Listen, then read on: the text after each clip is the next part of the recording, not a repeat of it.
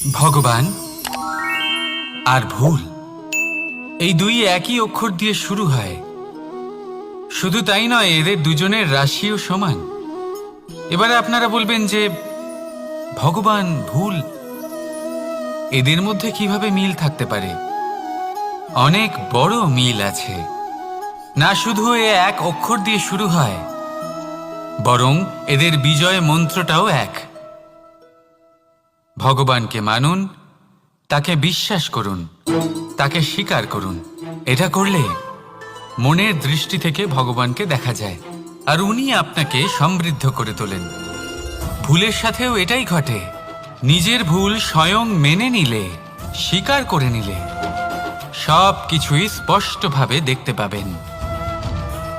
যেদিন থেকে আপনি নিজের ভুল মেনে নিতে শিখবেন, সেদিন থেকে সেই ভুল শোধরানোর প্রক্রিয়া